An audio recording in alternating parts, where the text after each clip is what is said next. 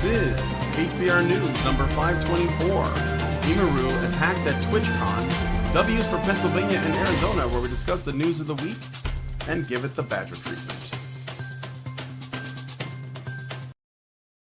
Hello, everybody, and welcome back to Honey Badger Radio. Hope you guys are doing well this week and that you're laughing at all of this absurdity so that you are not consumed by it. I am your host, Brian. I'm joined by Dr. Ranamercam. Hannah Wallen might be here. I don't know. She hasn't shown up yet. I know that she didn't make the last show because it was some scheduling thing. So hopefully, she'll either show up or we will find out that, there's a good reason for her absence. What were you going to say, Mike? I said hello. Oh, hello. I know that's unusually loquacious for me. To say such things. Hello. You caught me off guard a little bit. Yeah. So. Oh, and there's Hannah. See, hold Yay! on a second. Let me just. Hi. I gotta plug her in. The audience can't hear you talking. Just give me a second here. No, it's okay. I'm just glad you made it. Okay.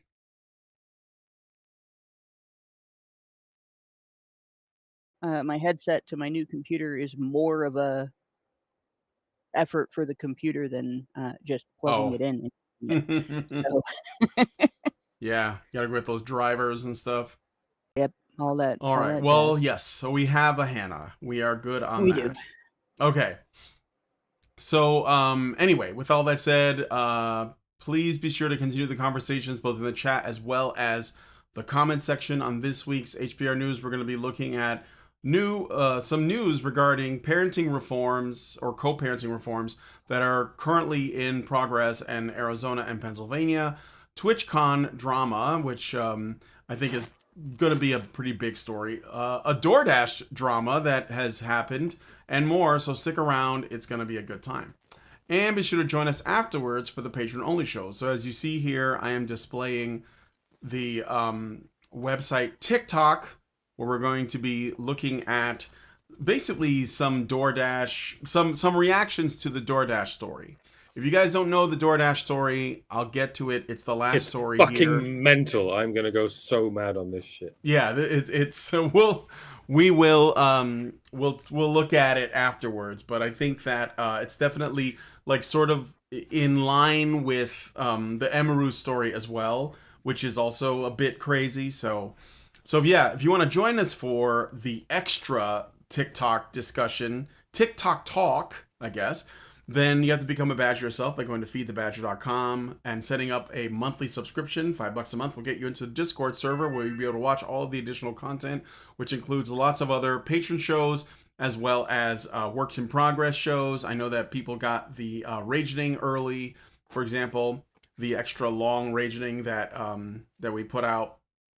And, there's all kinds of groups and activities and things like that. So, it could be cool, especially if you care about the same issues. It'd be nice to be around other people who also have similar beliefs.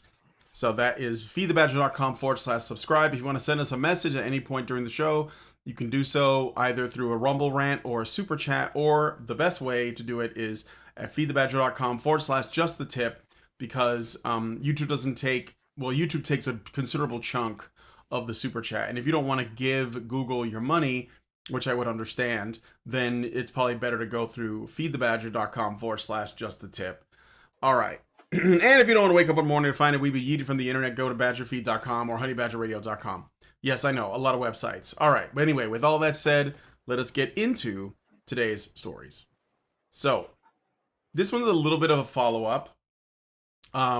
Because as you know, Antifa has been like a thing on everyone's lips for a while now. And when I say a while, I mean like since the year 2019, maybe before. I mean, I know it's definitely an old idea. Kind of a century, as someone insists that ever since fascism came around, there's been anti-fascism, which isn't the same as Antifa, but yes, it is. But no, it isn't. I'll get into it when you're done right up. So we have here an interesting story. Apparently, there was a book called the Antifa, the Anti-Fascist Handbook, which was pretty popular. Here's a picture of Minneapolis DA Keith Ellison holding his copy proudly. So not like a fringe thing, popular with some people that have, let's say, that have some that are in high places. But anyway, recently though, in early October 2025, the Rutgers University Student Assembly in New Brunswick, New Jersey, introduced a resolution titled "Resolution in Support of Professor Mark Bray's Academic Freedom and Free Expression." Mark Bray, in case you guys don't know, is the guy who wrote the Anti-Fascist Handbook. The measure urges University President William F. Tate IV, cool name, to publicly defend Mr. Mark Bray, a history professor known for his scholarship on anti-fascism, including authoring the book Antifa, the Anti-Fascist Handbook. It calls for Rutgers to reaffirm Bray's academic freedom, provide him with legal safety and logistical support amid threats, and clarify that political disagreement alone does not justify discipline. The resolution emerged in response to escalating harassment against Bray following President Donald Trump's executive order designating Antifa as a domestic terrorist organization. The controversy intensified after the Rutgers chapter of Turning Point USA launched a Change.org petition on October 3rd demanding Bray's dismissal for allegedly promoting left-wing terrorism and endangering conservative students through his Antifa affiliations. The petition, which garnered over 1,800 signatures, cited Bray's past statements labeling figures like Bill O'Reilly as fascists and advocating militant actions. Triggered by death threats, supposedly, doxing of his home address, and even a blocked flight attempt, Bray relocated to Spain with his family, shifting his classes to online classes. The student resolution was approved by the Rutgers University Senate on October 17th, highlighting tensions over free speech and ideological clashes on campus. So, well, let me just summarize. So, in summary, the guy who wrote the book that Antifa and basically just revolutionary anarchist communists all over the world use as their guide to determining what Antifa is and who is a fascist, had a job as a tenured professor at Rutgers University for years, and now that Antifa has been designated a domestic terrorist organization, he suddenly feels threatened and has left and fled to Spain with his family and now does his courses online. And the school is trying to, the student assembly, but I think it's the school itself, the Rutgers University School, is essentially trying to start a resolution in support of his academic freedom and free expression. And so he is the victim, according to himself, of death threats and doxing. The Antifa guy. Okay, but anyway, and he said himself he's not a terrorist, but that he does engage in anti-fascist activity. Anyway, I'm gonna leave it. I got to say some more, but I'm gonna let this one go. Go ahead, Mike, if you wish. Yeah, many of you may be thinking what I'm thinking. Surely Antifa doesn't exist. And Antifa never existed. It can't exist. Therefore, this man's extremist activism doesn't exist, and neither does his book. So what's the problem? What are you even worried about? It doesn't matter how many hard copies of his book you hold up with his name on it. He could just go, it's not mine. I didn't write that. This sort of thing isn't my bag, baby. And I suppose the argument is, yeah, but we're living under a fascist regime ever since 2024. And they'll prosecute anyone they think is in some way associated with Antifa, so just so they can destroy their enemies. Okay, so I have to ask, what do you mean by fascist? What do you mean? What do you mean by fascist? How do you not know what fascist means? What are you, a fascist? No, sir, I am not. I personally, I would like the smallest government humanly possible, with the absolute bare minimum of power and influence over the people of any given nation. If the government is to exist at all, I want it to keep the people of a nation safe from the people of other nations. What? So you are a fascist? And there you have it. That's what they mean by fascist. At least that's one of the things they mean. Fascism is prioritizing the people they're supposed to be serving over the people they're not supposed to be serving. The primary function that a state is supposed to have. These people are not interested in curtailing government overreach. What they're interested in is curtailing millionaires and billionaires. They've made it crystal clear. They want to use the bloated monster of the government to steal from hardworking, successful private individuals and their families and their enterprises. And it's not just the rich. They also want to steal from men, especially white men, especially straight men, no matter how poor and downtrodden those straight white men are.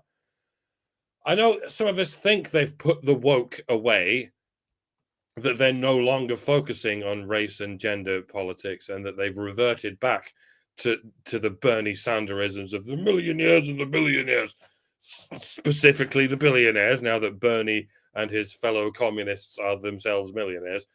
But let's not fool ourselves. It's just that they have already secured their institutional crusade against straight white men. They've already populated the schools and the mass media and the courts with their oikophobic racists and their misandric sexists.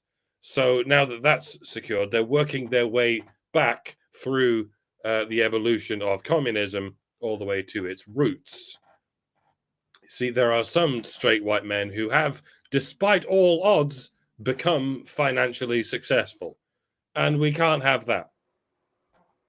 What do you suppose they intend to do about the billionaires?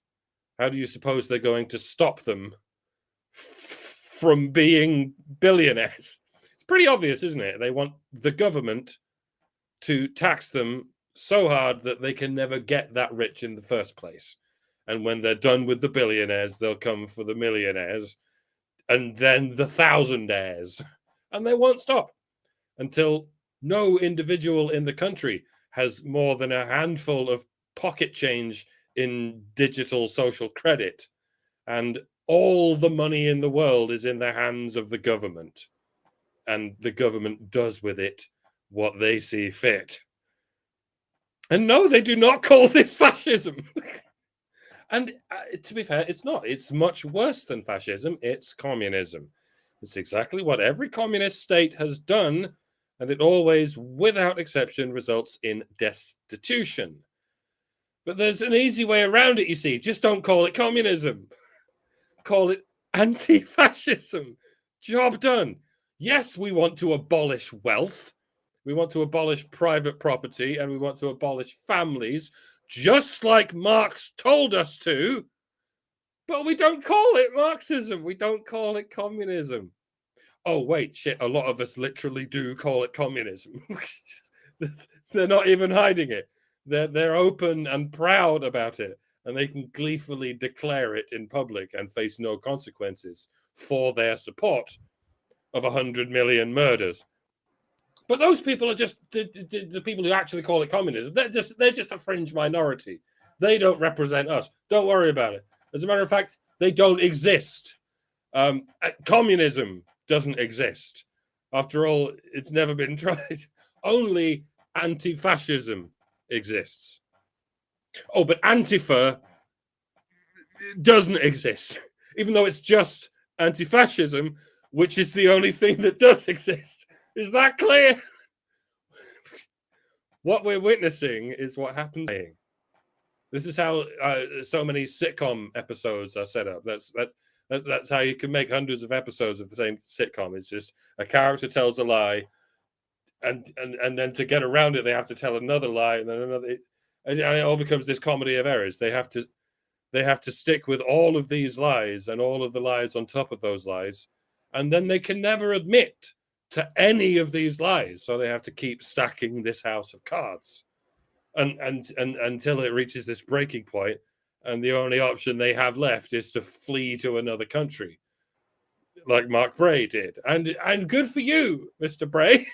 I mean it. If you don't support the prosperity of the American people, and you'd rather their wealth and property is handed gift wrapped to everyone else, if you think Americans live on stolen land, thank you very much for putting your money where your mouth is and leaving that stolen land and going somewhere else where they have no history of colonialism, let alone fascism. Where is it you've escaped to again? Spain? Good. I'm sure you'll have a whale of a time in Spain. Just do remember, now that you're in Europe, you're supposed to be prioritizing everyone except the indigenous people. Best of luck explaining your sudden flip-flop on this most crucial of matters. And yeah, don't even make eye contact with any of the local senoritas, or you'll be charged with femicide. I could smell your flop sweat from here, sir. It is salty and delicious, and I'm here for it. It kind of makes me wonder what else he has done besides write that book. And the reason I wonder that is, I don't know if the younger people listening have heard of a book called The Anarchist Cookbook, but that book flat out had recipes for explosives and other things that violated federal law if you would have them or create them. The recipes themselves were not necessarily illegal, and the book didn't constitute like conspiracy to commit a crime. It was just information. Just like if you study chemistry, you have that same information. It's whether or not you use it to commit crimes that determines whether or not you're a criminal. And so they never prosecuted the original author of the Anarchist Cookbook, despite the fact that many of the things in that book could be used to commit crimes if somebody was so stupid as to do that. And some people were. And then, of course, there was there's a difference between the U.S. and, say, other nations, particularly European nations. So there have been some people in the U.K. for that have been prosecuted for selling copies or having a copy of that book, but not in the U.S. Not just for having. There was one student who was prosecuted, but was acquitted after arguing that it was for use in a role playing game, basically, character information. Basically proving probably to a DM this is a real possible thing that can be done, which I could see a gamer doing that. And and I'm sure there are people that have. I'm not the only one that's looked up that information out of curiosity just to see, what's there, with no intention of doing anything with it because it would do god awful damage and hurt people. So you don't actually want to do anything with it. But it's interesting information to know, right? And being interested in stuff like that's not a crime. Knowing information is not a crime unless it's protected information. Knowing information that's not classified, if you're not, eligible for it, that's not a crime. Sharing information that's not protected is not a crime. Obviously, there's some information. For instance, I can't share my patient's information with y'all. That would be a crime. But a book like this, unless he's out and out, like outlining, here's how you should commit these crimes, and creating a conspiracy to commit crimes using that book, he must have done something else that he's fleeing for.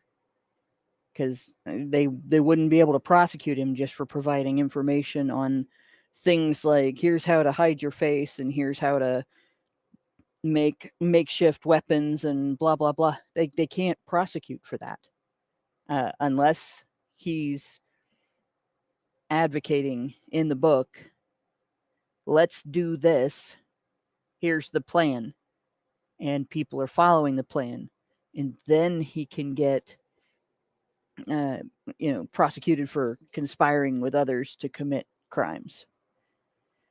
But it really does kind of make me suspicious. What else did this guy do besides write a book? It just something stinks there. There's the smell test that he's running away because he's afraid he's going to be prosecuted for writing a book. Nah, I'm not buying it, especially not going to someplace in Europe where he is more likely to be prosecuted for writing a book than he would be in the United States. So, and then again, I've seen the Anarchist Cookbook. I haven't seen the Antifa Handbook, so I don't know what's in it. Well, I can tell you what's in it. First of all, this book is available on Amazon. So it's not like a book that's banned or anything like that. There are books written by Martin Luther, like not Martin Luther King, but Martin Luther, the guy that started the Protestant Reformation, right, that you can't get on Amazon. But you can get the Antifa, the Anti-Fascist Handbook on Amazon.com. And the thing is that, first of all, this book is in high circulation on college campuses. Usually these teachers that write books, they get distribution on colleges. So it's not just available at Rutgers. It has become the go-to book for people who want to be Antifa or otherwise just revolutionary communists, because that's what they are. This is just Marxism with a different, it's like rebranded to be a little bit less, stigmatized, I guess. So and that's why they say we're not communists, we're just anti-fascist. He's selling the book, right? Well, no, Amazon sells the book. His name is attached to the book. So, yeah. But here's the thing. So it's I'll bet he's a communist, but I'll bet he's making money from the book. Of course he's making money from the book. How much do you think the book costs? I'll tell you. You can get the book for $10 on Kindle or $20 on paperback. And, oh wow, that's expensive. Yeah. Here's another thing too. So I think that this is like the way these people operate, okay?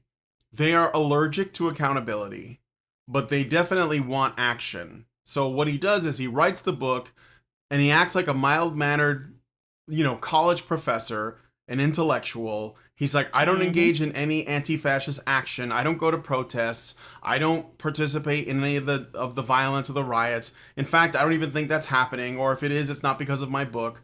But a portion of the profits from the book goes to anti-fascist organizations.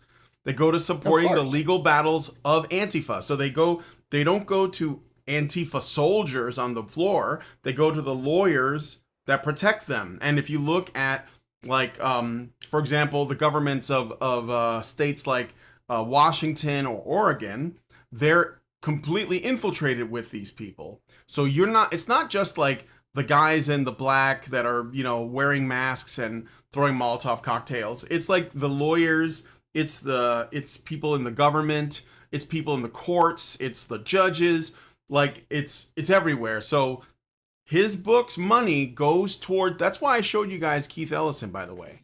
Because this guy's in Minneapolis. Minnesota isn't even as paused as Washington, Oregon, and California is. Not nearly as paused, but this is mainstream for these people. So the guy himself probably not breaking any laws, but the way these people operate is it's always this, stochastic way of doing things, right? He writes a book, he puts some opinions in it. It's apparently full of commie buzzwords. There's no formulas, or it doesn't teach you how to make bombs or anything like that. What it does do is it affirms I'll read one of the reviews on Amazon, okay? Militant Marxist, this is a negative review. By the way, most of them are positive reviews. So, because people are stupid. Or there are people running cover for this book. So, one of the negative ones, militant Marxist communists rebranding themselves as anti-fascist to provide a more respectable image. Definition of fascism obscured and altered to include patriarchy, racism, authoritarianism, capitalism, nationalism, meritocracy, etc. Author's definition can apply to all forms of any government since the formation of civilization. Definition can also apply to Antifa itself. Author rejects Western liberal notions of free speech and democracy, assumes anti-fascists have the right to no platform fascist speakers, regardless of the institution that gave the speaker that platform. It makes delusional claims of moral superiority to fascists because of recent history, ignores murders orchestrated by Stalin and Mao that make Hitler look like a saint. I've read everything Marx wrote, including some personal letters, and there isn't space to refute the discredited and obsolete ideology advocated by this author. So, again, it is not a handbook in the sense that it has instructions.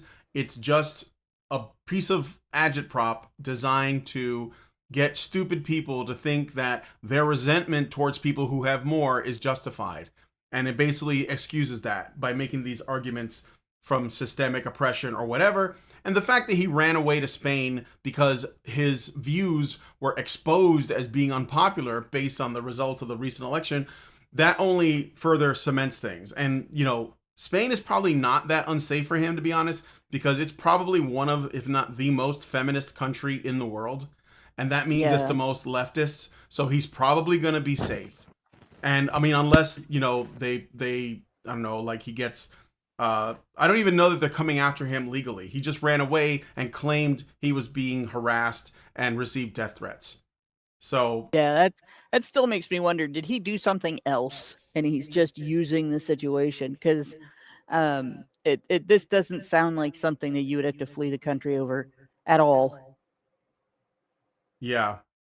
I don't know. Maybe. I wonder if he's some kind of sex pest. It's not like a communist or a male feminist to be some kind of sex pest. That's what I'm saying. If you go into Spain, you're gonna have to hold back on your sex pestery because, for sure. Like I say, you're gonna get fucked up every orifice if you so much as breathe in the wrong direction in Spain. So yeah, you may have fucked yourself there, Mark. If he's in Spain, he doesn't have to be a sex pest. He just has to. Just has to what? He doesn't have to do anything. He just has to be male in public. Yeah, that's basically it. Exist as male. Spain feminists are so horrible. They're they're incredibly touchy, and they've gotten laws passed that are the stuff that we're complaining about in the UK looks like a play date in comparison to the way that feminists in Spain have gotten the laws there changed. It's insane. Yeah. Well, anyway, so this is I'm gonna just say this is good news insofar as at least this isn't like mainstream. I mean, yeah, the school's gonna try to protect him, and that's fine. But remember, this is another thing that I think is worth thinking about. The school is invoking freedom of speech to protect someone who doesn't believe in freedom of speech. Like he like in the book says that you should not give, like, it's essentially the Karl Popper paradox of tolerance, where essentially Karl Popper argued that you should not tolerate the intolerant. Of course, he was doing that so that he could like essentially have control over the town square, so that he can like no longer he could ban or otherwise censor people who he doesn't like. And the commies are all about that because they don't care about hypocrisy. They care about hierarchy. They care about who has the power. If it's them, guess what? They make the rules. So, Anyway, so he left, and I don't know what's going to happen with that, but I thought it was worth following up, especially since the whole country was on fire by these people and continues to be to some degree. So, I thought it was worth a follow-up story. So It was nice of us not to allude to the No Kings protest, but we kind of did, didn't we? well, the boomer hippie protest, yeah, whatever. I mean, I was more like, yeah, I mean, that was a nothing burger anyway, and I'm glad about that. But it's just more affirmation that, you know, they're they're not as strong as they appear to be, or like they might seem. So this was just what Yeah. I think. I mean, we'll have to see. Who knows? But yeah.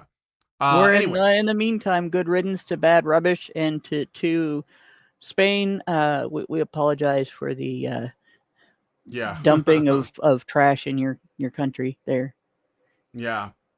All right. So anyway, let's move on to the next one. I got some super chows I should look at, and then we'll move on to the next story. So we got one this. Wait, is it yesterday? No, 2 days ago. I guess. I should read it because I don't know if Allison did, but we got one on Sunday at 10 p.m. 10:22, and it is from Morning Glory Milking Farm projection for $5. And they say, I thought something funny a few days ago. Do women have a subconscious sexual fantasy as described by Morning Glory Milking Farm, where they project this image of mythological godlike beings onto men and then find themselves upset that men aren't these superhumans? In other words, are women sexually frustrated by their own unrealistic expectations? Maybe these expectations were better fulfilled before the 19th. Hope this super chow gives y'all a slight chuckle. Have a good one. Well, thank you for that. I mean, now you just put that stupid book in my head again. Yeah, Oh, God. it's barely subconscious at this point, especially in light of Morning Glory Milk. Yeah, right. Like what do you mean subconscious? It's And pretty to front be and honest, center at this point. Yeah. there's a bit of truth to that though. And it's, we don't have the physical strength of men who are the same size as we are. And I'm saying this from the perspective of a gal that was taller than almost all of the other gals in my class by the time I was 13. I wasn't necessarily physically stronger than all of them, but and in fact there were gals that were a lot stronger than me, but the strongest of them still could be overpowered by about half the guys we knew. And to us it is like a superpower when there's an object that we can't move at all, and one of you picks it up and totes it like it's nothing, and being picked up, physically lifted up off the ground as if we don't present difficulty lifting is another one. Like that does seem like a superhuman power to us because most of us don't have it. And again, like I'm from the perspective of someone, I used to lift people when I worked in nursing homes when I was younger, but my limit was still lower than the men that I worked with in terms of how big of a person I could lift, how much somebody could weigh, and I could lift them by myself. And whether or not I was a little bit injured after that. And so it does, to a lot of women, there's some somewhat of a tendency to be mystified by things that men are able to do. But I don't think that's the whole story, right? Most girls never face the level of accountability. Even once they reach the age of womanhood, they never face the level of accountability for themselves that a man does, even that a boy does at, say, the age of 16.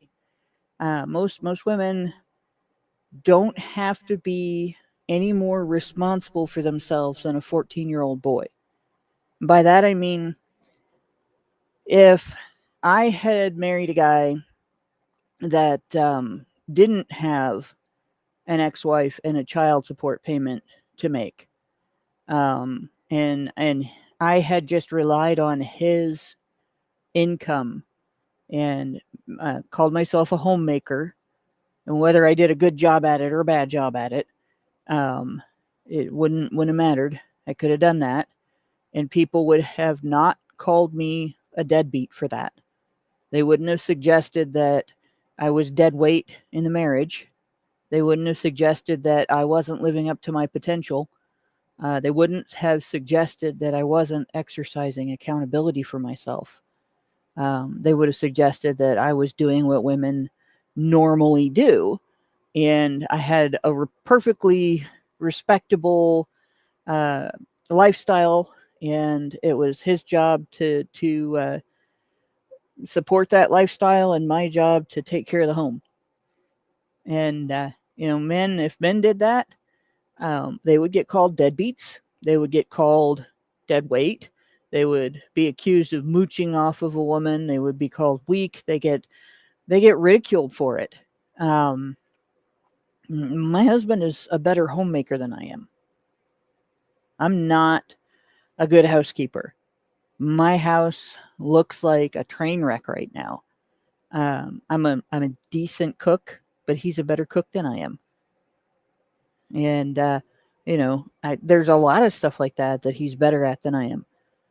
And if we had a situation where we had a disabled kid, or we had 8 kids, or something along those lines, where it would make sense for one person to work and the other person to manage all of the complexity of the home, he would have been better at it than me. But if he had done that and I had maintained my workaholic status, there would have been every side of our social environment would have come down on us for it.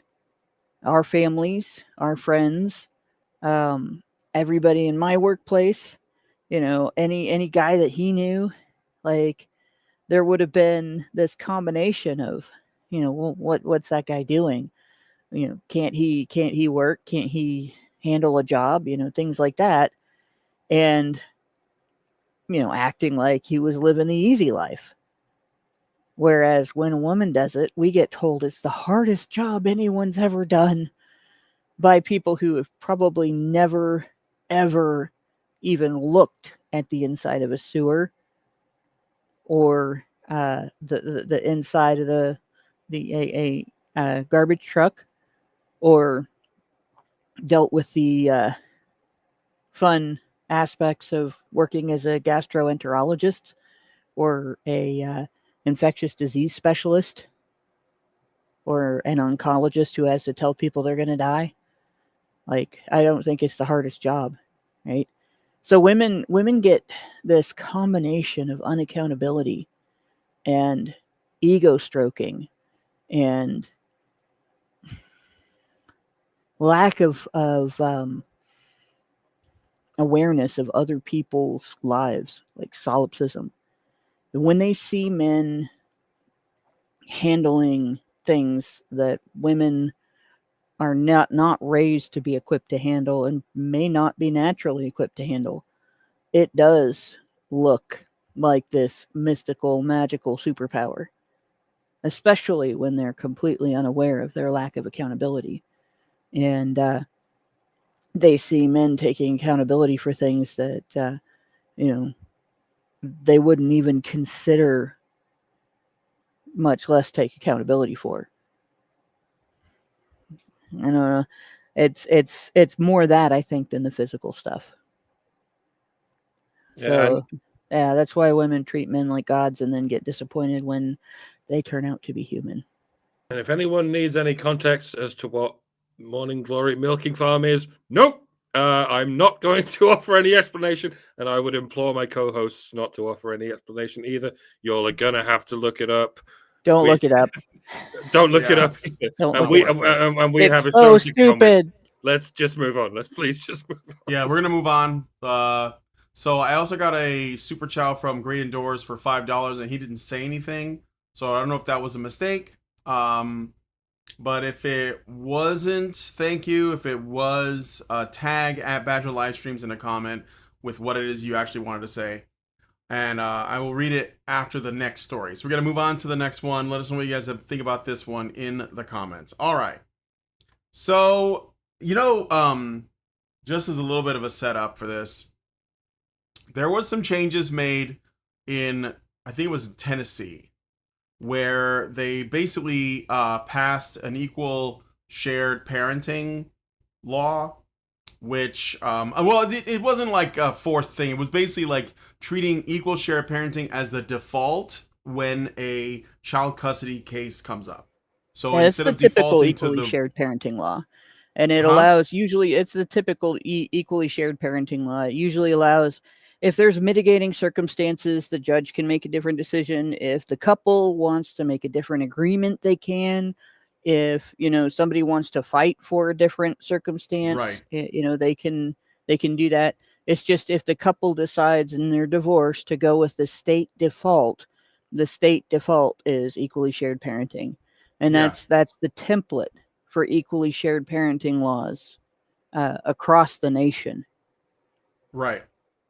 So in if I remember correctly, in it's either Tennessee or Kentucky, there was a great like basically there was a they were looking at the divorce rates from from the time that the law was changed, and filings of divorce declined by 25%, which outpaced the national average of 18% after they started from essentially like default shared parenting as the when there is a divorce. So which means when the women don't think they're going to get the kids and all of the other stuff that comes with that, like child support, they're less likely to divorce their husbands. So it's almost like the incentive to divorce is reduced. And as a consequence of that, it looks like a number of other states are at the very least examining or moving on that path of starting to re-examine the child custody laws, to assume essentially like shared parenting as a default. So following that lead, Arizona has long emphasized shared parenting through its 2012 reforms under ARS and the 25403.02, which mandates courts to adopt parenting plans maximizing each parent's time with the child consistent with the child's best interests while avoiding gender-based preferences. In 2025, HB 2296 was introduced to further strengthen these provisions, explicitly requiring shared legal decision making and equal parenting time unless rebutted, alongside mandatory mediation for custody disputes to reduce court battles. This builds on the state's preference for near equal splits, with courts prioritizing emotional and physical child health. As of October of this year, the bill remains in legislative review, but 2025 family law updates have already integrated modern child support adjustments for shared arrangements, signaling ongoing momentum towards presumption-based equality. Pennsylvania's reforms, so this is basically specifically about Pennsylvania and Arizona because they're like the furthest along, even though there are other states looking into this as well, are accelerating with House Bill 378, signed into law on June 30th, 2025, effective August 29th, which streamlines child custody factors from 16 to 12, consolidating elements like parental cooperation and alienation risks to better support shared arrangements. Courts must now provide written custody factors to parties within 30 days of filing, promoting transparency and negotiation towards equal time. A related push via Representative Jamie Flick's amendment for a 50-50 presumption narrowly failed, 103 to 99. So there was like 103 in favor and 99 against, but garnered bipartisan support, highlighting growing advocacy for default shared custody absent unfitness. HB 1412 also eases modifications to existing orders without proving material changes in key scenarios, facilitating adjustments for balanced parenting. These changes align with national trends, as Pennsylvania's guidelines already adjust support for 40% plus overnights, but full presumption legislation remains pending for 2026.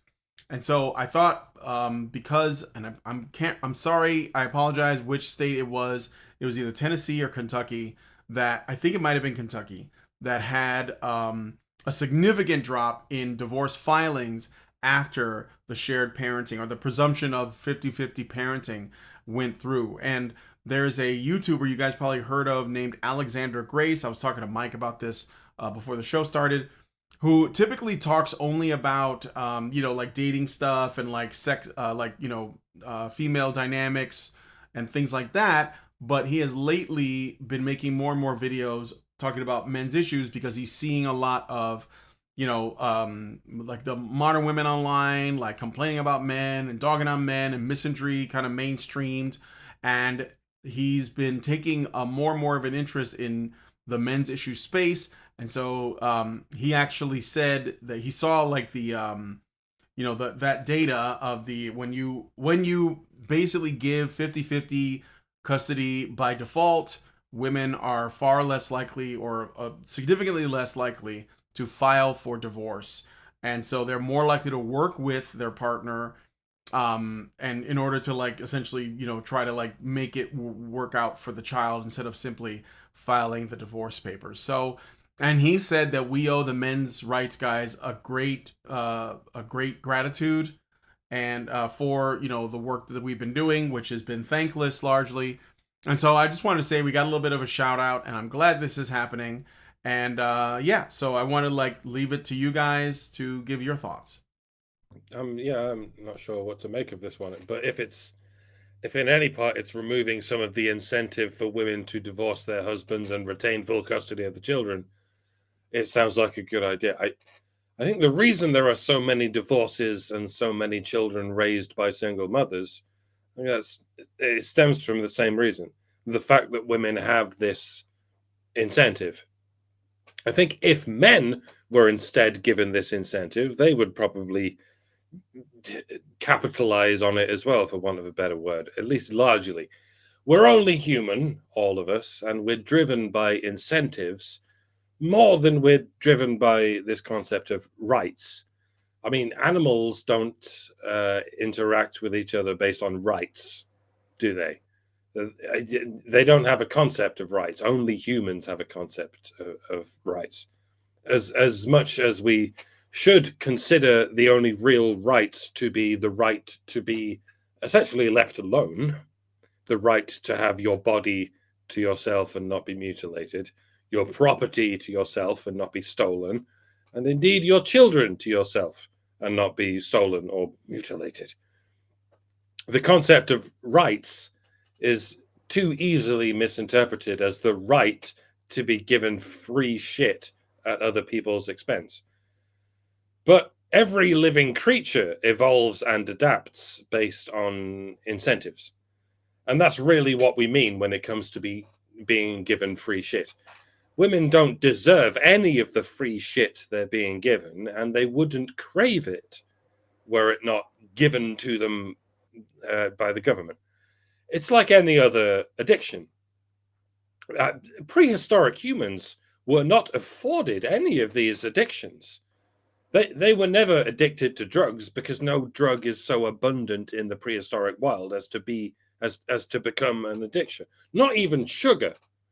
The only sugar we could get in the prehistoric wild was in the form of fruit, and even fruit was only available scarcely and seasonally. And complete and exclusive access to your children was never afforded to us in the scarce environment in which we evolved. And in the same way, it was never normal for women to have exclusive access to their children, or even the lion's share of that access, not for as long as we've been Homo sapiens, or even many of its precursors. It's only the advent of a romantic chivalric society and a government that upholds it that has seen fit to exclude fathers from such basic, dare I say, human rights. So yeah, maybe let's knock that shit back a rung or two. It's not normal. It's an affected quirk of modernity that's only upheld by a series of agreed upon lies. I don't know. I don't have much more to say on that. This isn't really my forte because it's all legal stuff. I'll let Hannah get into it. This sounds like Hannah's forte. Hannah, go. I actually wrote an article about this a while back, and I think we've done a few shows on it. But it's interesting. Historically, when men did have more legal rights in regard to their children than women did. Men didn't divorce their wives left and right, but we also didn't have no fault divorce.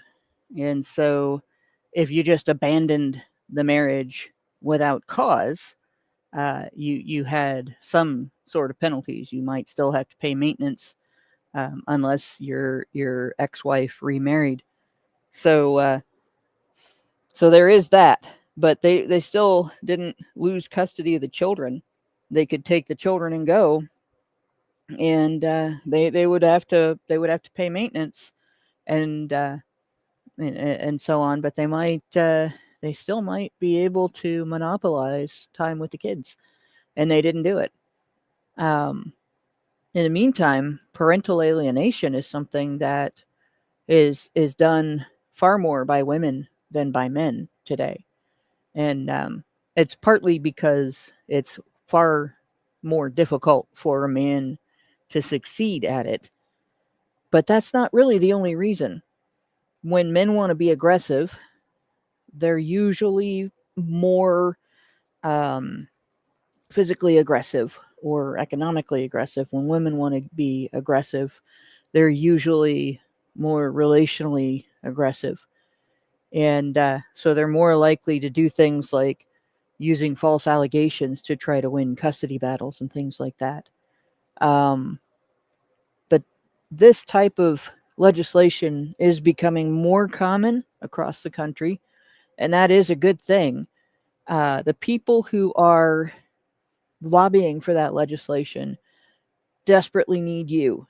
They need you to write to your legislators about the importance of dual custody, of equally shared parenting, and the importance of maintaining a father's ability to parent his children, not just with his wallet, but with his mentorship and his presence, his nurturing and love and care, being the strength that his children see and the accountability that his children see. And yeah, financial abuse is majority female, Gabriel, and it's done in a way that most people don't recognize as abuse, right? They recognize it as financial abuse if a husband earns all the money and objects to the wife getting a job, but then won't let her spend, have any spending control, right? But they don't recognize it as abuse if the husband earns all the money and the wife gets 6 or 7 credit cards in both of their names and runs up $60,000 in debt when that's more than he makes annually. It should be recognized as abuse if she does that, but it's not. Right? They don't recognize it as abuse if she runs them into debt under other circumstances either. Whether it's medical bills that are from hypochondria or just gambling. Like, women have run up debts on their husbands in a variety of ways, and then done nothing to contribute to paying them off, right? And so there are sneaky ways that don't get counted. And I think if those things got counted, you would probably see more like 90% of it being female perpetrated and 10% male perpetrated. But since that's not the case, and we see things like, well, most debt is in men's names, therefore men are the ones that are irresponsible spenders. But we never look at things like the credit card's in his name, but whose signature is on all the receipts? Because when you sign your own name. And of course now it's even easier because all you have to do is run it through a machine at the cash register or use it online and put in the little 3-digit number on the back, and nobody's signature is on the receipt. So you don't know who spent the money. You know that it's in his name. So it is definitely, but it's not the type of financial aggression I'm talking about. like men, men when they're aggressive, they're usually not trying to beat down a woman. They'll buy their way into somebody's company and then take over, things like that. It's not the same. Put everything in his name.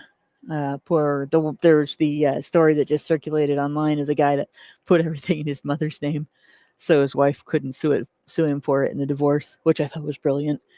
But in any case, there's a major history of the National Organization for Women fighting against these types of laws. So when I say these people need you to write to your legislators, I really mean it.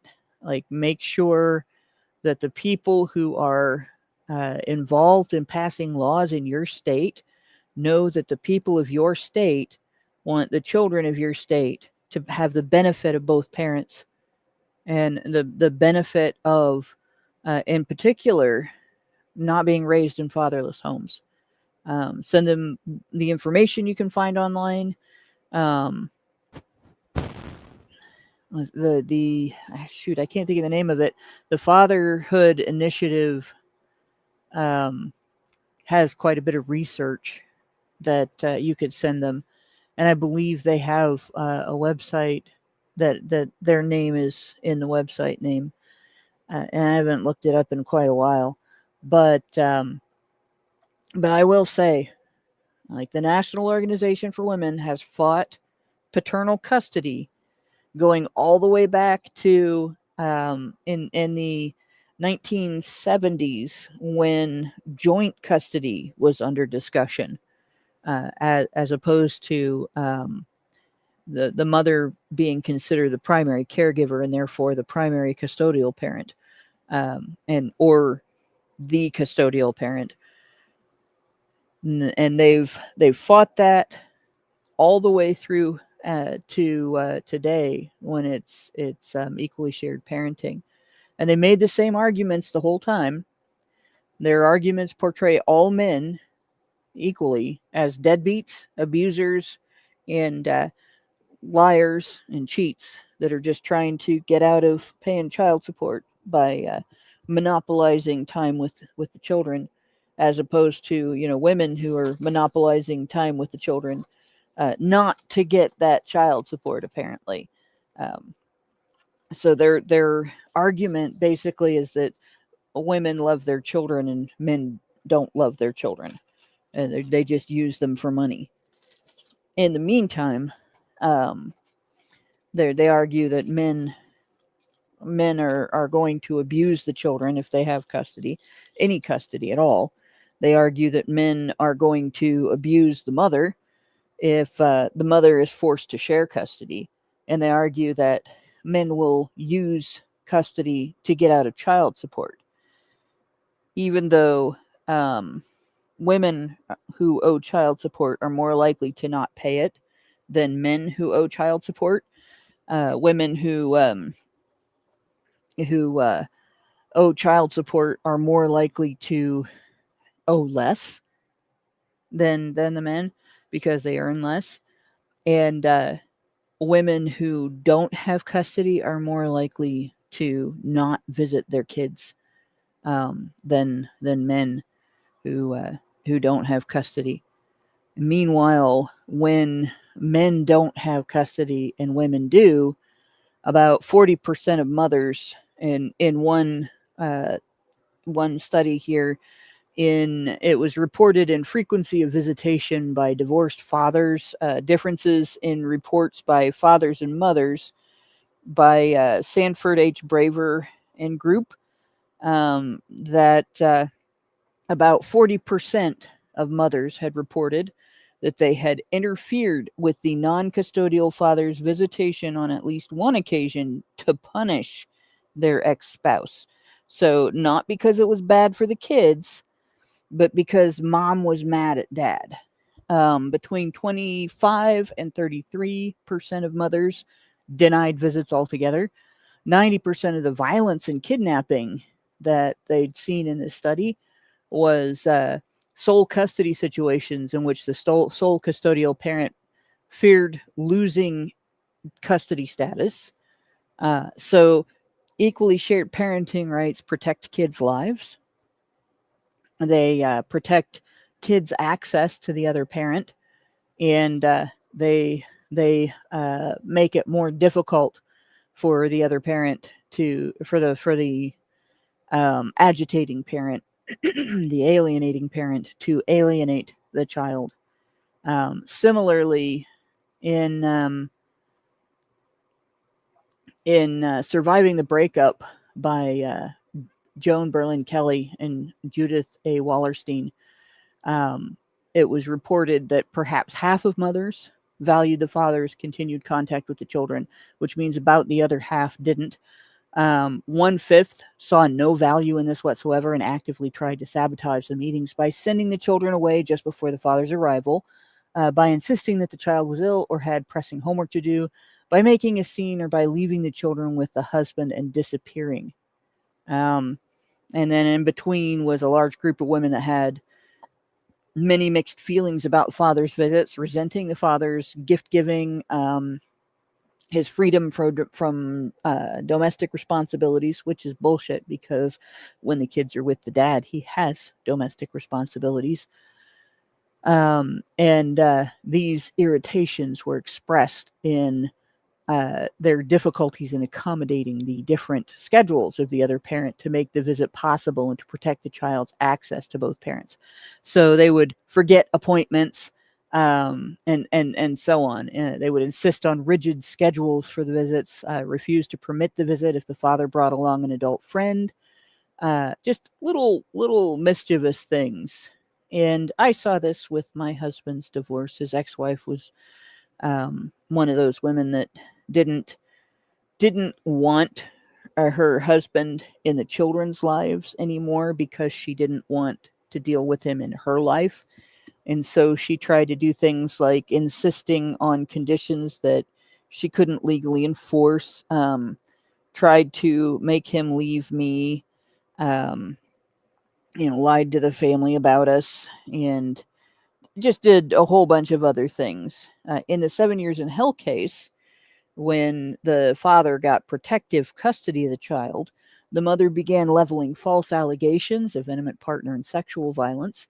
She spent 7 years dragging him through the bowels of the criminal and family court system to try to wrestle custody back. And at one point, even made a false rape allegation, changed her story 3 times as to when and where it allegedly occurred, because he had evidence of what he was doing all the time. By the time she made that allegation, we were actively guarding him. Like, all of his friends were taking turns making sure that we scheduled our time with him, our hangout time with him, so that he was never alone.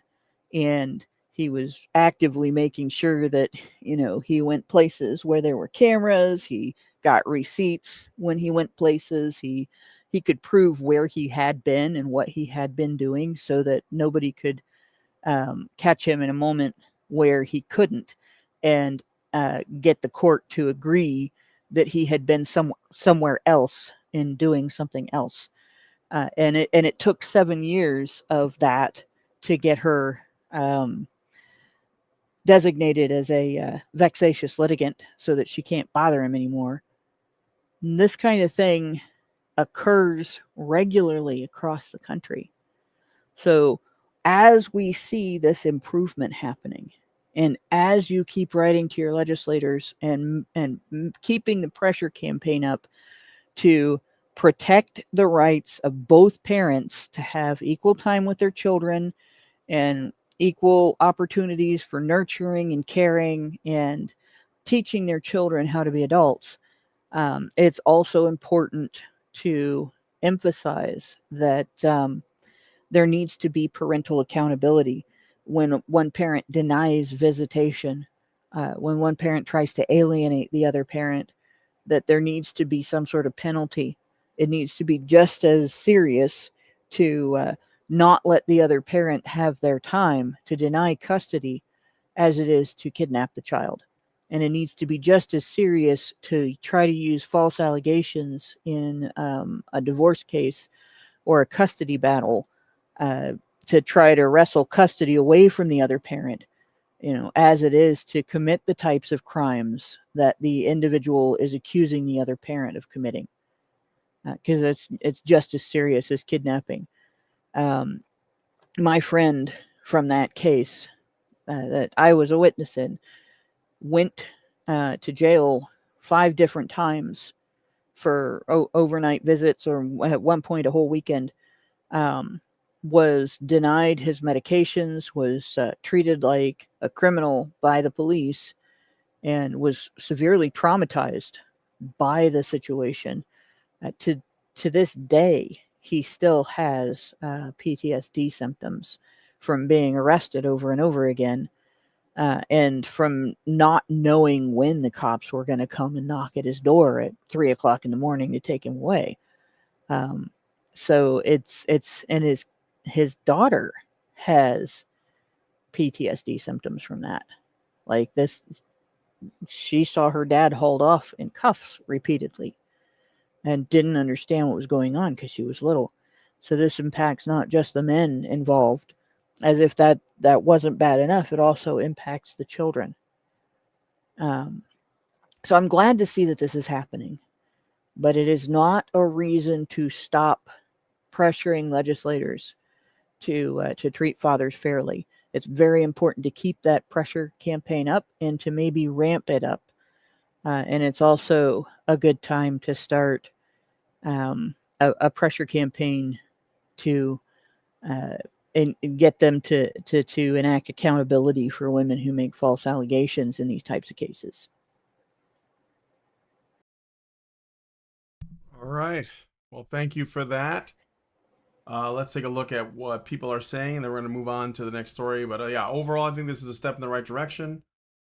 But again, like all things, it's a process. So, okay. So Zerax gave us $10 and says, if there was ever a greater bit of evidence bolstering my position of getting government out of marriage, family, and children, do that, and all involved likely do better towards the marriage front, which begets healthy children, healthy families, and healthy society overall. Yes, it's almost like that's the most important thing. And then Meredith G gives us $5. Thank you, Meredith, and says, HBR News 524, only slightly related to the stories of the night. Richard Barris, the People's Pundit, is doing a poll on political violence. And surprising to me, but not to me, is early results are finding the most group, or I guess the group most prone to supporting political violence is not lost young men, but educated women in their 30s and 40s.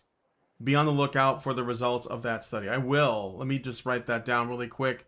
Richard Barris, the People's Pundit. Yeah, you know what? The first thing I thought of was when I read that. Do you remember the guy that was filming on campus? There was a protest going on, and the protesters were engaging a little bit of dumbassery. And I can't remember what it was about exactly, but the professor was sort of middle-aged, maybe a little older than middle-aged, like probably old enough to have grandkids if she wasn't a cat lady. But in any case, she's working with these students, 18, 19, 20-year-old kids, just in the start of their adulthood. And as this individual is on their own campus in a public place filming what is going on, she comes over and starts hassling them, and then starts advocating for some muscle. Can I get some muscle over here? Basically to assault the person filming, to get rid of them. Even in just little ways like that, they engage in violence. Well, that's like the thing I was every going to say is little that, yeah, I think women, like these educated women, are more likely to advocate for violence because they're not the ones risking anything. They're usually asking men to do violence on their behalf, which makes it easy. How many women were on TikTok saying, who's going to do it? Who's going to do it when it comes to assassinating basically anybody? It wasn't just Trump. It was Elon Musk. It was Charlie Kirk. It was anyone. They were like, Yep. who's gonna do it? That means I'm not gonna do it, but I want it done, right? So yes, it makes sense that people who have no skin in the game, have nothing to lose, only have to do is complain, and then somebody else might step up on their behalf and do it, are going to be more likely to do it. So it doesn't really Yep. surprise me. But And they're more likely then to get arrested for it because they're the ones actually engaging in the violence, and it'll get chalked up yes, as male violence, yes, even though they would never have done that if a woman hadn't asked them. right, And exactly. Imagine if this is scaled up to women voting for wars that only men have to fight in. Imagine that. It's still men doing the violence. It's convenient, isn't it? Yep. Xeranx says that was Melissa Click from Mizzou. So I guess Mizzou, Missouri University, maybe. But in any case, yeah. I will say this: there's a video that I made about the whole female proxy violence thing as well. I believe it was we have to talk about quote male violence end quote, because I don't believe that there is such a thing as male violence. I believe that the overwhelming majority of violence in the world is proxy violence on behalf of women. So I think that's on the Badger live streams channel, but it might be on the Honey Badger Brigade channel. So you'll have to look the main Honey Badger radio channel. Yeah, Honey Badger radio channel. Yeah. You're all a bunch of misogynists. How dare you say any of these things? All right, moving on to the next story. Let us know what you guys think about this one in the comments. All right, so, and here's one of the big ones everyone's been talking about. So during the annual 3-day event known as TwitchCon, a San Diego-based convention centered around the live streaming platform Twitch.tv, prominent streamer pictured here at Emiru was sexually assaulted.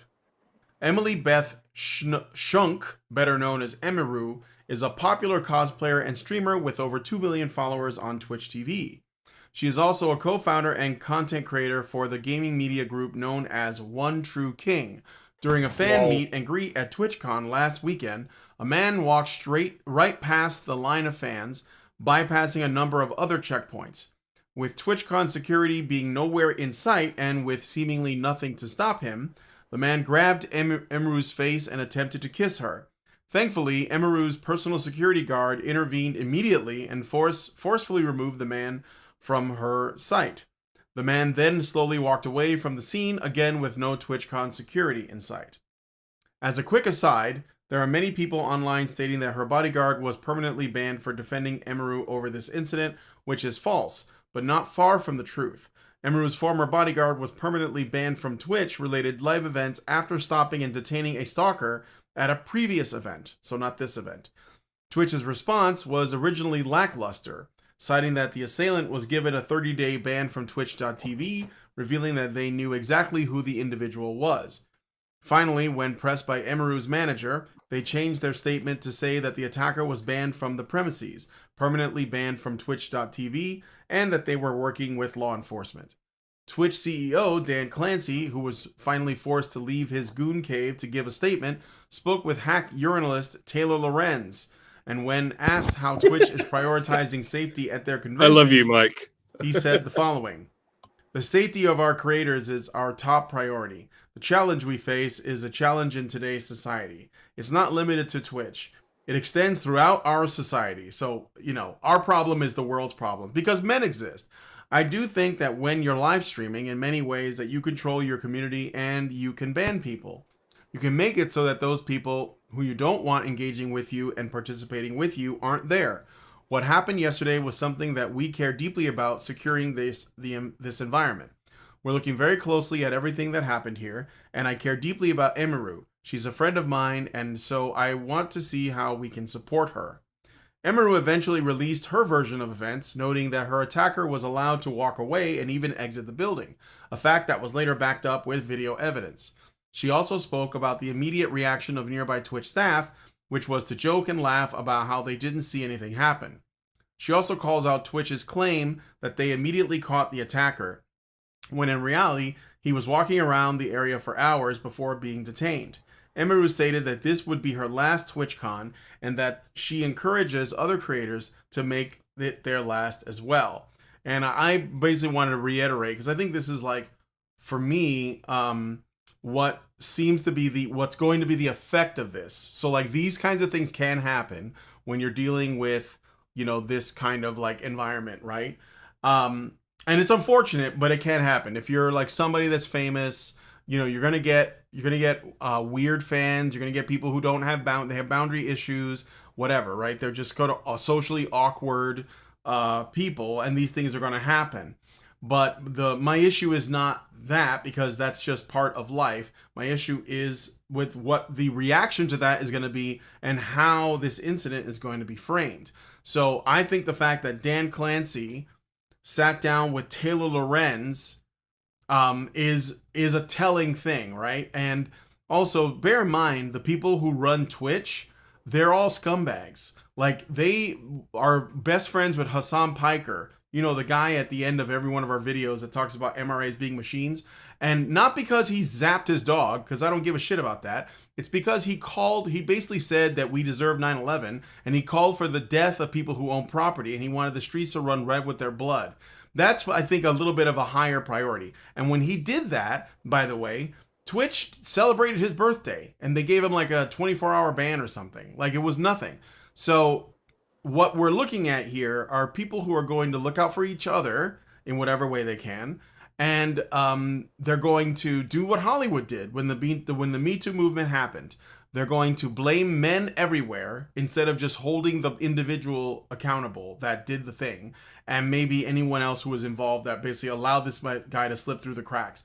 But the fact is, these things will happen, and I'm sorry that happened to Emiru, but you're gonna have to like you can only be responsible for your own safety at the end of the day. So anyway, those are my thoughts on that. I give you guys the floor. It looks like this is gonna be a long sausage. Go ahead. I suppose a lot of you will be getting the same distinct sense that I'm getting, that this is something of a storm in a teacup. Every headline I've seen about this story has used this loaded term, sexual assault. And yeah, in some ways technically it is, but only because a man hugging and kissing a woman who doesn't want to be hugged and kissed, is kind of technically a sexual assault by modern standards. But if that's the case, then it's something children frequently commit, hugging and kissing. And it's something frequently done to children. Every time one of your relatives, usually a grandma or an aunt, greets you with a hug and a kiss that gives you what we might call an ick, that means you've been sexually assaulted, right? In which case, we have ourselves a problem that extends far beyond TwitchCon. And look, I know we're all vying to apply some sense of accountability to Twitch, given Twitch's general aversion to accountability, especially in the wake of dog electrocution gate, or whatever we're calling it, or indeed regularly calling for political murder gate. I get it. We'd all like Twitch to take an objective glance at what its biggest hitters are doing with the millions they're making. But I mean, Jesus H. Christ, can we learn a lesson from the smear merchants in the mainstream media about not writing sensational headlines for the sake of clicks? If anyone is anyone going to present this story as Twitch streamer unexpectedly gets hugged and kissed at TwitchCon? No, because that wouldn't get the clicks. It wouldn't make it sound like the light drizzle in a teacup that it actually is. And don't get me wrong, there is a real issue here, and it's that security at TwitchCon is so lax. It's lucky this man was only interested in a hug and a kiss. He was interested. If he was interested in violently shanking her in the neck, he would have been perfectly able to do so 5 or 6 times before any security intervened. And yes, that sort of thing can happen. Christina Grimmie was a 22-year-old singer who 9 years ago was shot at a meet and greet after a concert by some nutter. And fuck's sake, Dimebag Darrell, the guitarist from Pantera, was shot point blank several times by a crazed fan on stage at a gig. These incidents are thankfully rare, but it raises the issue of how stringent security should really be at such public events. And I really don't know how far we should go. Should every gig have like metal detectors positioned at the front doors and also backstage, just in case? It's the same hot issue as the school shootings. Like, how many contingencies should be controlled for in the event of the rare occasions where there might be an armed nutter on the premises? I don't know. I don't know how many venues can even afford these kinds of safeguards. And if legendary heroes like Dimebag Darrell are not safe, how the hell can we make it safe for every vapid Twitch thought whose only niche is titillating horny, lonely, desperate men? It's definitely an important issue, one for which it's difficult to find an answer. And it's understandable when the issue gets fired up every time someone actually gets murdered. I'm just saying, it feels like a hell of a slow news day when the issue gets fired up because of a woman who got hugged and kissed. Not murdered or even attempted murder, just hugged and kissed. That's all I'm saying. How often has a female groupie sprinted out of the darkness to hug and kiss a male celebrity? Yeah, I was just gonna add on to that, just to add real quick to what you're saying. Remember Sinners in Stardust? Remember that and what happened to that guy that was there. And also, with that in mind, the security acted very quickly on her behalf when this happened. The Sinners in Stardust guy got like absolutely like just piled on by women. There were so many of them, he couldn't tell who was touching him and who wasn't, and no one was able to save him. So it's a. I'm not big on the whataboutism, but it seems like that was just here and gone, and we're probably going to be hearing about this Emiru thing for a while, and it's going to probably they're going to try to start another Me Too. But anyway, that's all. I'm sorry, Mike. Go ahead. Yeah, and how often does it become an international scandal when a female groupie runs on stage to hug and kiss a male celebrity? Literally never. Even though it happens all the time, even though women are just as capable of stabbing or shooting someone to death. These are the great equalizers after all. If you want to criticize Twitch and their lackluster endeavors, please do. But there are much bigger fish to fry. Please don't forget, one of their biggest streamers is still out there telling people to murder his political opponents. I'm sure that doesn't narrow it down, but you know who I'm talking about. I'm talking about the guy who abuses dogs. And yes, the dog abuse is apparently orders of magnitude more scandalous than the advocacy for mass murder of humans. But that's just the world we live in. People are more outraged at hurting dogs than they are about murdering men. And they're even more outraged about a woman getting hugged and kissed. I mean, there it is. It's beyond politics at this point. There's a clear hierarchy here. The lives of men are less important than the well-being of dogs, and even less important than the personal space of a woman's lips. Do I shrug this off with it is what it is? Because no, it isn't what it is. It's a fucked up inversion of what should be, in my humble, outlandish opinion, for whatever the hell that even counts for anymore. I'm not a real philosopher. None of this is humanitarian advice. Ignore me. All right, Hannah. You know,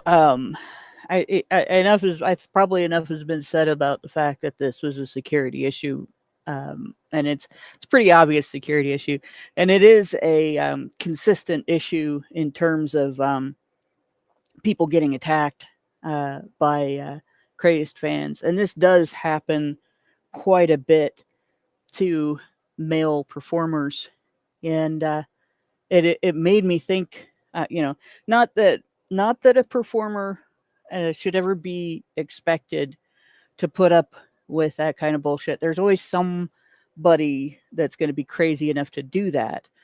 I think the solution essentially is going to be venues like this need to work with the more famous performers' security teams. Let them have their own security, not give them any trouble in terms of, and protecting their individual, and then they maintain their security on the site. And that should happen. That should happen to, with male and female performers. And probably one of the most interesting and famous incidents of this that comes to mind to me, Michael Jackson in like 1996 in Seoul was in a concert, and he had this during one of the songs that he was performing, he had this like a bucket. It had it was open. It had a platform, and then it had like a fence around him, just one bar, like a circular bar around him that had a couple of bars going down on the sides, and it was lifted by a crane up into the air. And for him, with wind blowing up and everything, make him look cool and stuff, kind of typical Michael Jackson showmanship. And he goes up there, it lifts him up, and he starts performing, and a crazed fan climbed up on the crane really quickly and got up onto that platform. And we're talking, the platform was just barely big enough for Jackson to perform the way that he performs when he's singing. So, his feet might be more than shoulder width apart, but not significantly more than shoulder width apart. So it was very small. And immediately, rather than, freaking out, which a woman would have done, and trying to get rid of this crazed fan, he immediately managed him. He turned him around so that he was facing away from him so he couldn't hurt him, but then held on to the fan the whole time and continued to perform, continued to sing while he was holding this fan in place so that he didn't fall from this crane, and protected him from getting injured, until they lowered the crane. They finally got someone there to lower the crane, and then security pulled the fan off of him and took him away and everything. And it's a completely different reaction. He had death threats, and he had some really insane things happen with fans. So for him to respond to one approaching him like that in that circumstance, by his primary concern was the fans' welfare, and not, freaking out and getting scared, was quite remarkable. But and it's not to shame anybody that reacts by getting upset, but this kind of thing does happen to men. Shia LaBeouf had an event in 2014 where he was meeting one-on-one with fans, and it was kind of a publicity stunt that he was doing. I think he had a paper bag over his head. He was, I'm not famous anymore. But as he was meeting one-on-one with fans, a woman came along and sexually assaulted him. And it was more than just grabbing and kissing. It was pretty bad. And there wasn't a lot of discussion about that. I remember we covered it after it happened, but people didn't get outraged like they did over this. And yes, she should have been better protected. Yes, this should have been prevented from happening. Maybe if these convention administrations weren't so busy politicking and trying to protect people from things like Gamergate flags and people saying the wrong thing on the internet, they would do a better job of protecting their performers.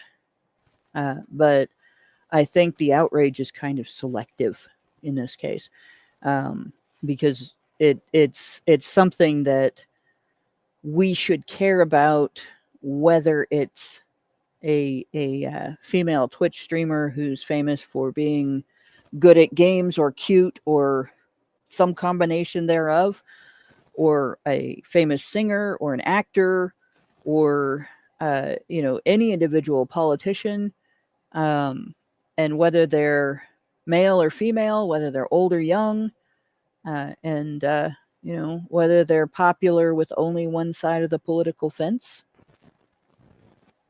and the other side wants to shoot them in the neck. Like, and crazed fans and crazed haters don't really have a very thick line in between them. So yeah, I guess that's my take on it. Yeah, it's a problem, and no, it's not right that the outrage is that selective. Yeah. All right. Let me see what if anybody else has any super chats or super chows. But yeah, I mean, we've all, like I said, I just want to draw that Sinners and Stardust thing, and it's definitely like Mike said, a storm in a teacup. I think that the fact that Emiru is like this really petite, delicate girl, I think that really like ramps up the gynocentrism around this whole situation. And again, we already have systems in place.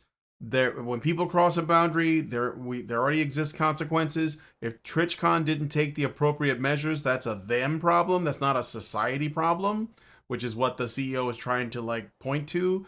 That's bullshit. Full stop. So but they should take care of it on in their own terms. And I know that people like Taylor Lorenz are going to use it to essentially make claims about our entire society. So, all right. Anyway, let's they're move going to on be to like, where were all the men? yeah. But It's going to be one of even the though guys, again the security stepped in immediately. I saw the video.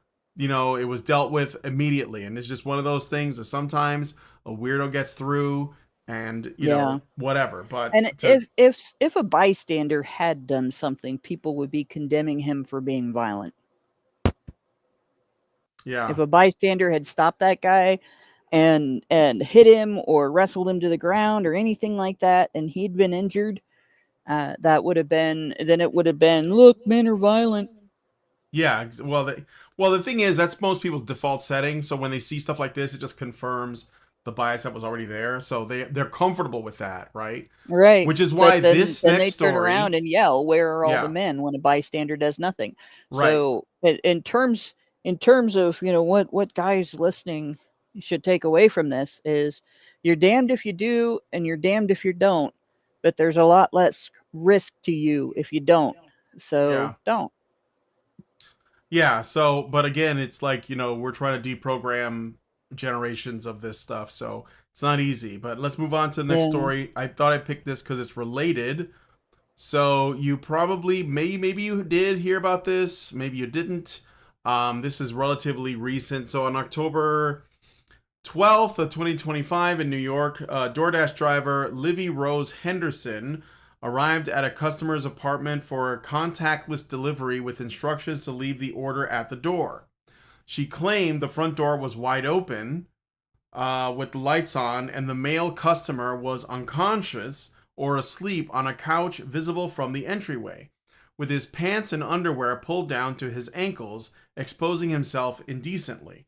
Henderson, feeling unsafe and interpreting this as a sexual harassment or assault, recorded a short video as evidence from inside at the threshold, posted it publicly on TikTok, which revealed the address and details, and reported the incident to DoorDash and police. She described fearing for her safety. Remember, this guy was unconscious or sleeping, and his pants were down around his ankles, stating she, quote, could have been attacked, end quote, and viewed the exposure as intentional given the open door. The videos quickly went viral, amassing over 20 million views, sparking outrage over gig worker protections and calls for better safety measures. DoorDash banned the customer for violating their sexual harassment policy, but also deactivated Henderson's account 2 days later, citing a breach of their privacy policy against sharing videos or personal information captured during deliveries, including inside customers' homes. Henderson followed up with additional TikTok videos expressing frustration and anger, alleging DoorDash prioritized the customer's privacy over her own safety, provided no clear explanation initially, and that police dismiss her report as no crime, lacking intent from the unconscious man. She noted accessing her remaining earnings via a debit card after support escalations and appealed the deactivation, though DoorDash's statement confirmed both parties were banned pending investigation. The story divided online reactions. While detractors accuse her of trespassing, privacy invasion, filming, recording an unconscious naked person without consent, potentially illegal as revenge porn or doxing, and exaggerating assault because, like, indecent exposure is not active harm, arguing that she should have just dropped the food, snapped the photo privately, and left. Yes. Actually, I'm going to jump on this one because if that guy had a stroke and ended up in that situation, not the kind any of our dirty-minded listeners are thinking of, but an actual medical stroke or heart attack, and she just took his picture and left, he would have died. If he'd have been assaulted and left in that position, again, if the door was supposed to be closed and it was open, that could have been a sign that something was very wrong. And yeah, it could have been that this guy was just, some dumbass with some kind of mental problem who deliberately exposed himself to this individual. But the first thing that I would have thought of in a situation like that, if the door's not supposed to be open and it's open, is that something bad has happened here. And I would not have approached. I would have looked from a distance, looked inside, and if I had seen that, then I would have called the cops because something might be very wrong there. That would have been an immediate 911 call. And she didn't do that. Right? That's suspicious to me. It makes me wonder if, hypoglycemia. There's another one J.O. Bowles mentioned. And there's probably a couple dozen different medical conditions an individual can have that can cause them to end up in that situation. And then there's also, like I said, somebody could have broken in and sexually assaulted this individual, which she would have thought of if that was a female. But she didn't think of it because she was a female and that was a male. And therefore, she decided that she was the one being assaulted and immediately took these measures. And of all the things, if I was afraid of somebody and I felt I was in immediate danger, my first response would not be to stand around taking pictures or video. It would be to get the fuck out of there. Call the cops and be someplace other than where that individual might have access to me. Right? I wouldn't stand in the doorway and film. And, I understand why she might have wanted to protect herself from false allegations. But even then, there is literally nothing about posting that video on social media that has any kind of protective effect for you at all. Right? Posting that video does nothing but embarrass the individual. And she didn't post that video on whatever social media she posted it on. I can't remember what it was, to protect herself. She did it to shame the customer. So I don't feel bad for her that the DoorDash banned her pending investigation. I think that was perfectly appropriate. And I think that it was perfectly acceptable for them to penalize somebody for violating their policies regarding their consumers' private information being published like that. I certainly wouldn't order from a company if I thought that their delivery people might start taking pictures of my home and posting them online. Right? That would be. I'm not paying somebody to come and do that. So I hope that this works out, that they figure out what happened, and if the guy was being a pervert and there's some law he violated in doing that, accountability, obviously. But if she opened his door and filmed him and then posted it online, I hope she gets treated the same way as if a man did that to a woman. And I hope most people have more sense than if they run across somebody who's unconscious like that in a situation where they were told something that should lead them to not expect to find that, not expect to find an open door and an unconscious person, that they would actually immediately just call 911 and describe the situation, even if they were afraid to approach and find out if something was wrong, to at least get first responders' attention on the situation in case that individual was actually in distress. All right, Mike. Dropping the food and leaving is all she should have done. If she was to take a photo at all, it should have been of the package being dropped at the doorstep, and that's all she should have done. She didn't even need to do that. It depends on what she's required to be proved to do. But yeah, dropping the food and leaving is absolutely all she should have done. How the fuck is that even controversial? Where is even the controversy in that? Especially given the outcome, especially given that DoorDash also banned the customer. Now, even given the apparent controversy, it's not as though the consequences were only exacted in one direction.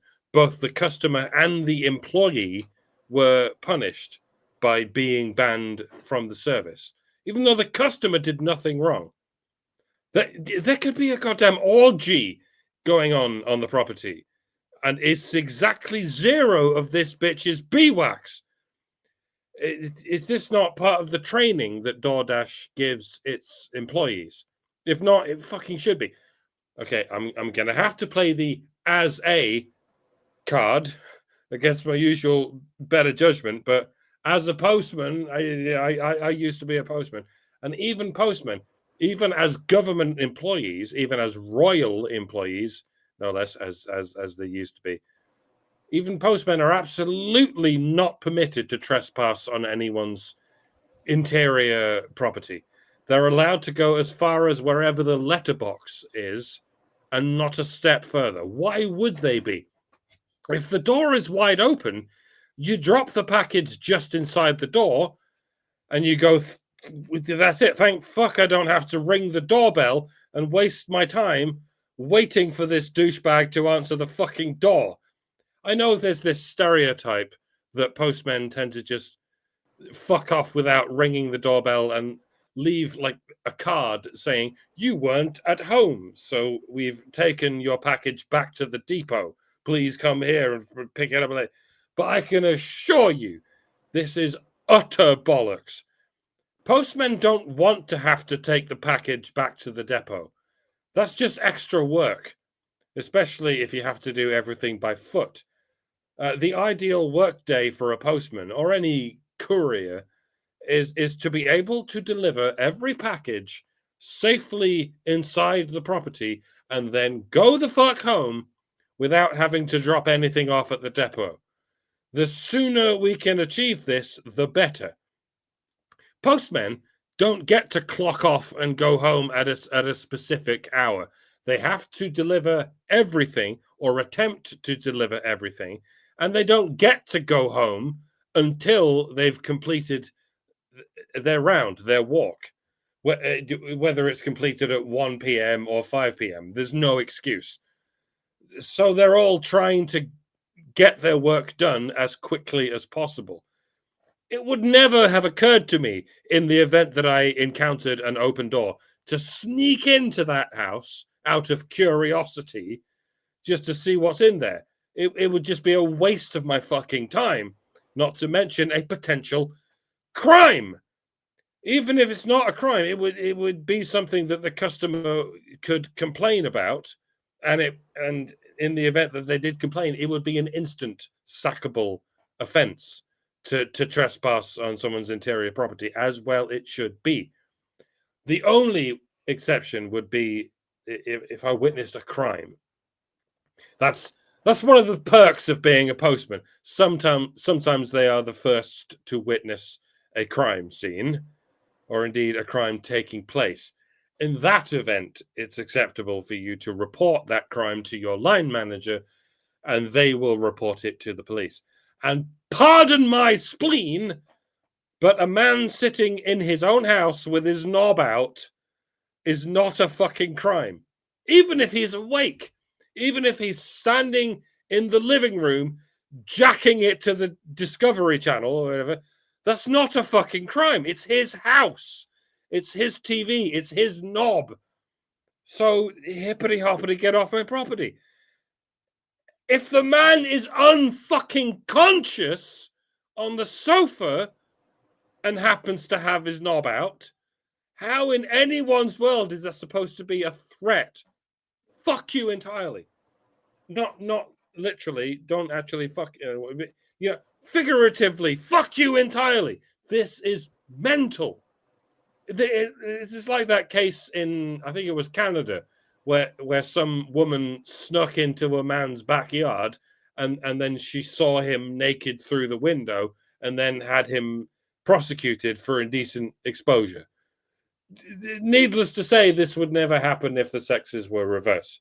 If a man snuck onto a woman's property and saw her in her birthday suit, he would get sacked on the spot and probably arrested on the spot and put on the sex offenders registry, never be employable again, and probably spend years in prison. But the worst this bitch gets is being sacked from DoorDash, and she still gets to complain that she's the goddamn victim. I hate this world. I don't know why anyone wouldn't hate this world. It's fucked. It's completely fucked. You know, you could fix the immigration problem. You could fix all the racism problems. You could even fix all the wars. But we would still have this clown world fucking situation where a man is a criminal for looking at a woman and a man is also a criminal for being looked at by a woman. Can we please get around to this at some point? Anyone? Ever? No? Isn't this shit far crazier than any of that other shit? Might this be where all the other crazy shit is coming from? If this kind of craziness is acceptable, then it stands to reason any other kind of craziness would be acceptable. Absolute madness. Sorry, I need a nap. I need a drink and a nap and another drink and another nap. I need drink siphoned into my veins while I'm napping forever. I'm gonna go try that now. I'm gonna see what kind of MacGyver device I could knock together with a vacuum cleaner and a straw that could somehow pump alcohol directly into my liver while I sleep. Wish me luck. Or wish me my best possible fortune in the afterlife. Dr. Random Account Monday News on Emerging Radio. Just make sure you lock your front door and don't order any delivery. and then In feel free regard to to get the as law, drunk and as tired as you want. in regard to the law, I got some bad news. A pretty big black pill enema for all you guys. I worked with a guy back in the 90s who was on the sex offender list for life because a girl who was on the street outside of his house in an argument with her boyfriend called police after he peeked out of his curtain to see what was going on in the street and said that he was parading himself around naked in front of the window. And he was arrested and prosecuted and convicted of a sex offense for that. So like just even if you're in your own home, if someone can see you from outside, they will consider your nudity to be public nudity. You know, and this is something that has bugged me ever since I learned about his case, because if he had been a woman and a man had called and said that, they would have arrested the man for voyeurism. But because it was a teenage girl and he was an adult man, and she said that, even though he disputed her story, he was convicted of exposing himself to her from inside his house behind his curtains. So guys, if you're going to order from any company that has deliveries and stuff, and you want stuff left outside the door, you should be able to expect that people will not come into your house and take pictures of you passed out, drunk, naked on your couch, and then post them online and call the police and accuse you of a crime. You should be able to expect that, but you can't. You have to lock your door. You have to protect yourself, because the state won't, and the public will treat you like you're the pervert, even though she took a photo and she posted it online.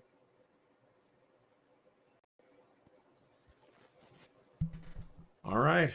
Well, that was all of our stories.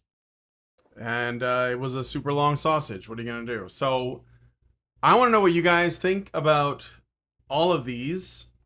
Please feel free to leave us a comment and continue the conversations in the chat as well. We're going to be going to, because this has been a pretty contentious incident, we're going to be going to the patron show. We're going to be looking at some of these TikToks, which are response videos to the DoorDash SA girl, or at least the girl who claimed to be SA'd by an unconscious man.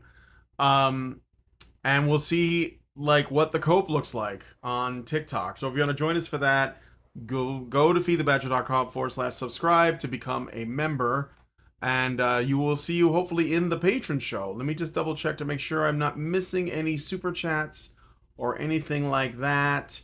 Looks good. No super chats, no super chats, no rumble rants. Okay, cool. So anyway, with that said, I want to thank you guys for coming on the show today. And I want to thank Hannah and Mike for joining me.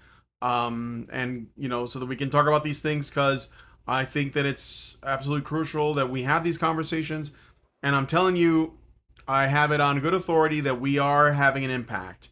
And this is a good thing overall. So anyway, with that said, if you guys like this video, please hit like, subscribe if you're not already subscribed, hit the bell for notifications, leave us a comment, let us know what you guys think about what we discussed in the show today, and please, please, please share this video, because sharing is caring. Thank you guys so much for coming on today's episode of HBR News, and we will talk to you all in the next one. See you next Tuesday. Men's rights activists are machines, dude. Okay? They are literal machines. They are talking point machines. They are impossible to fucking deal with, especially if you have like a couple dudes who have good memory on top of that too. Holy shit, you're fucked.